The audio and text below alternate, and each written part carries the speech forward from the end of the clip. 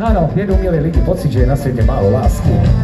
A tak zavolali naší kapele, jestli by si nešlo udělat něco, jestli by to nešlo zlepšit. A tak jsme natočili reklamu na lásku s režisérem Jakubem Kohákem. A od té doby, co jsme ji natočili,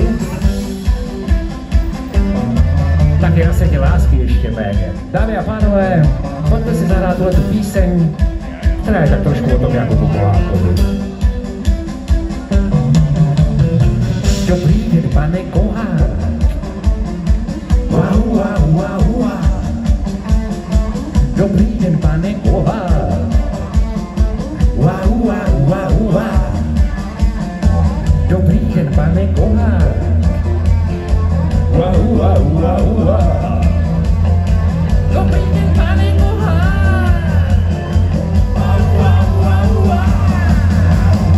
Dobrý den, pane Kohák. Wow, wow, wow, wow. Dobrý den, pane Kohák. Wow, wow, wow, wow.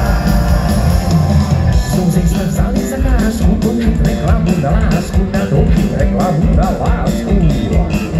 Co se z toho nevyklube, jdem do smlouvy Jakube, možná, že mu zavřeme sásku. Hlásej se, modelky, holky, co chtějí modelky, jsou krásný a to je pokušení velký. Mají šanci, či nemají, záleží, dají si rýžou poladit vlásky ve jménu lásky.